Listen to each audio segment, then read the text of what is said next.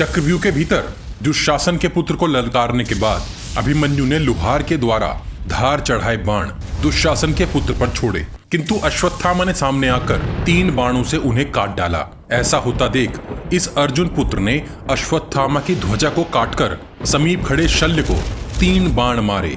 संजय बोले, हे राजन, शल्य ने निडर होकर अभिमन्यु की छाती में गिद्ध के पंखों वाले 9 बाण मारे। ये अचरज का सा काम हुआ। बाणों की मार झेलकर शीघ्र ही अभिमन्यु ने शल्य की ध्वजा पर प्रहार कर उसे काट डाला तथा शल्य की रक्षा में लगे दोनों पार्श्व रक्षकों तथा उनके सारथी को मारकर शल्य को भी लोहे के 6 बाणों से बींध डाला। शल्य तुरंत ही दूसरे रथ पर कूद गए। अभिमन्यु ने शत्रुंजय, मेघवेग, चंद्रकेतु, सुवर्चा और सूर्यभास इन 5 को भारी बाण वर्षा करके मार डाला। साथ ही शकुनी को भी बाण मारकर घायल कर दिया। शकुनी ने भी अभिमन्यु को 3 बाण मारकर दुर्योधन से कहा, इस अभिमन्यु को सभी मिलकर कुचल दो। अगर अलग अलग होकर लड़ोगे तो ये एक एक करके सबको मार डालेगा। तभी वैकर्तन कर्ण द्रोणाचार्य से बोले, हे आचार्य, ये अभिमन्यु पहले से ही हम सबको मसल रहा है। इसे मारने का उपाय आप शीघ्र ही बताइए। तब महाधनुर्धारी द्रोणाचार्य ने उन सब से कहा, तुम में से कोई ऐसा है जो इस योद्धा को मारने का क्षण भर का अवसर भी देख पा रहा हो? मनुष्यों में सिंह के समान ये पांडव पुत्र अभिमन्यु सभी दिशाओं में इतने वेग से घूम रहा है। इसकी फुर्ती तो देखो। यह कुमार इतनी अधिक फुर्ती से बाणों को चढ़ाता और छोड़ता है कि रथों के बीच मात्र बाणों का समूह ही दिखाई देता है, परंतु क्षण भर में ही वह कहां निकल जाता है यह प्रतीत ही नहीं होता। यह शत्रुनाशक सुभद्रा नंदन मेरे प्राणों को पीड़ा दे रहा है और मुझे घबराए दे रहा है, परंतु मुझे बहुत ही प्रसन्न भी कर रहा है। रथ में बैठे इस बालक का पराक्रम देख मुझे बड़ा ही हर्ष हो रहा है। शोभ से भर जाने पर भी महारथी इसे बाण मारने का एक भी छिद्र नहीं देख पा रहे हैं। ये बड़े बड़े अस्त्रों को युद्ध में सभी दिशाओं में चला रहा है। अर्जुन और इस बालक में मुझे कोई अंतर मालूम नहीं होता।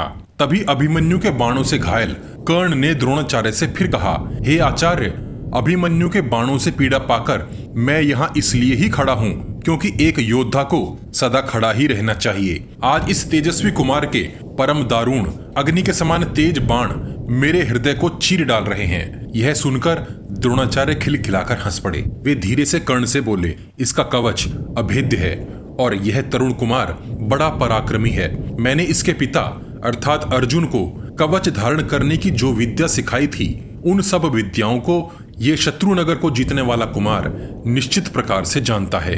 इसलिए हे महाधनुर्धर राधापुत्र कर्ण, तू यदि अपने बाणों को एकदम स्थिर करके इसके धनुष की प्रत्यंचा, रथ का जुआ, अश्व और सारथी को काट सकता है तो काट डाल। फिर इसको रण में रथ विहीन कर भगा और पीछे से इसका नाश कर दे। परंतु जब तक इसके हाथ में धनुष है, देवता और असुर भी मिलकर इसे नहीं जीत सकते। यदि तेरी इच्छा हो तो इसे रथ और धनुष विहीन कर दे। आचार्य की इस बात को सुनकर कर्ण ने एकदम सधे हुए और स्थिर बाणों से अभिमन्यु के धनुष को काट डाला। कृतवर्मा ने इसके घोड़ों को मार डाला। कृपाचार्य ने पार्श्व रक्षकों और सारथी को मार डाला। इतने महारथियों के एक साथ चले बाणों से रथ और धनुष विहीन हुए अभिमन्यु पर पल भर में ही बाकी सभी योद्धा बाण बरसाने लगे। संजय बोले, हे महाराज, निर्दयी 6 महारथी इकट्ठे होकर बालक पर बाण बरसाने लगे। उस समय भी टूटे हुए धनुष और रथ विहीन अभिमन्यु ने अपने धर्म का पालन किया। उसने तलवार और ढाल हाथ में लेकर अत्यंत फुर्ती से आकाश में घूमते गरुड़ के समान चुन चुन कर प्रहार करने शुरू किए। अब सभी कौरव योद्धा अभिमन्यु के आक्रमण में छिद्र देख पा रहे थे। यह मानकर कि अभिमन्यु का अगला प्रहार उस पर ही होगा, सभी योद्धा उस महाधनुर्धारी पर बाणों का प्रहार करने लगे। तभी तेजस्वी द्रोणाचार्य ने शूरप्र बाण मारकर उसकी मुट्ठी में ही उस मणिमय तलवार के टुकड़े कर डाले। शत्रुजित राधापुत्र कर्ण ने भी शूरप्र बाण मारकर अभिमन्यु की उत्तम ढाल के टुकड़े कर दिए। ढाल और तलवार के नष्ट हो जाने पर और शरीर एवं कवच में बाण घुस जाने पर भी अभिमन्यु पृथ्वी पर खड़ा रहा। तभी वह चक्र लेकर द्रोणाचार्य की ओर दौड़ा। उस समय चक्र के प्रकाश और रण की धूल से अभिमन्यु का शरीर शोभा पा रहा था। उसकी सूरत अत्यंत भयानक दिख रही थी। उसने क्षण भर के लिए चक्रपाणी श्री कृष्ण जैसा रूप दिखाया। रुधिर से लाल लाल वस्त्रों वाला, टेढ़ी भ्रकुटियों से व्याकुल प्रतीत होता हुआ और सिंह के समान गरजता हुआ असमर्थ अभिमन्यु इस समय सभी राजाओं और महारथियों के मध्य बड़ा शोभायमान दिख रहा था। संजय बोले, श्री कृष्ण की बहन का पुत्र उस समय विष्णु के चक्र के समान चक्र हाथ में लिए दूसरे चक्रपाणी जैसी शोभा पा रहा था। उस समय अभिमन्यु के केश उड़ रहे थे। वह ऊंची उठी हुई भुजाओं से चक्र को आयुध बनाकर धारण करके खड़ा था। उस समय उसका संपूर्ण शरीर ऐसे तमतमा रहा था मानो देवता भी उसकी ओर न देख सकें। उसके इस रूप को देखकर सभी योद्धा घबराए से खड़े थे कि न जाने अब ये योद्धा किसे मार डालेगा। अनेक बाण छोड़कर उन्होंने उस चक्र के भी टुकड़े कर डाले। तभी अभिमन्यु ने समीप पड़ी गदा उठाई और अश्वत्थामा की ओर दे मारी। अश्वत्थामा ने वज्र के समान आती उस गदा को 3 पैर पीछे करके निकल जाने दिया। इतने में ही एक और गदा हाथ में लिए अभिमन्यु ने समीप पहुंचकर अश्वत्थामा के घोड़े, सारथी और पार्श्व रक्षकों को एक एक प्रहार करके मार डाला।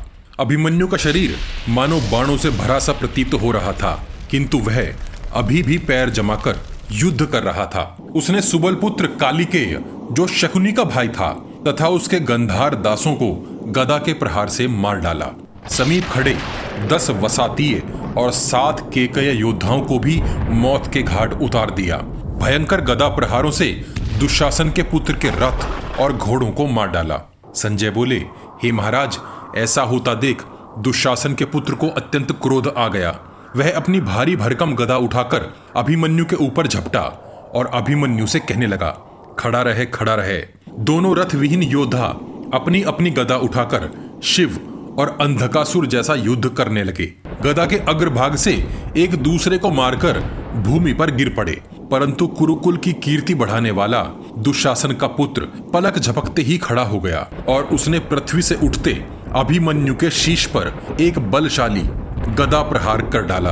गदा के प्रचंड प्रहार और अथक परिश्रम के कारण शत्रु संहार करता अभिमन्यु व्याकुल और मूर्छित होकर भूमि पर जा गिरा। संजय बोले, हे महाराज, अनेकों अनेक योद्धाओं ने मिलकर अभिमन्यु को रण में मारा था। जिस प्रकार एक हाथी संपूर्ण सरोवर को मथ डालता है, उसी प्रकार सारी कौरव सेना को शुद्ध करके वह अनेक बाघों के द्वारा मारे गए जंगली हाथी की भांति रण में मरा पड़ा शोभा पा रहा था। रणभूमि में मरे पड़े शूरवीर अभिमन्यु को आपके सैनिकों ने चारों ओर से घेर लिया, जैसे ग्रीष्म ऋतु में आग जंगल को जलाकर बुझ गई हो, जिस प्रकार प्रचंड वायु वृक्षों को तोड़ फोड़ कर शांत हो गई हो, जैसे चंद्रमा पर ग्रहण लगा हो, उसी प्रकार समस्त कौरव सेना को संतप्त करके चंद्रमा के समान मुख वाला अभिमन्यु पृथ्वी पर पड़ा था। उसके सर के बड़े बड़े बालों से उसका मुख ढक गया था। हे महाराज, उसे इस प्रकार मरा पड़ा देखकर आपके महारथी बारंबार सिंहनाद कर रहे थे। आपके पुत्रों को तो बड़ा हर्ष हुआ, किंतु पांडवों के नेत्रों से आंसू बह निकले। द्रोण, कर्ण आदि 6 महारथियों द्वारा मारा गया वह बालक वहां मृत्यु निद्रा में सो रहा था। इसे हम धर्म नहीं समझते। सुवर्ण पंखों वाले बाणों से वहां की भूमि भरी हुई थी।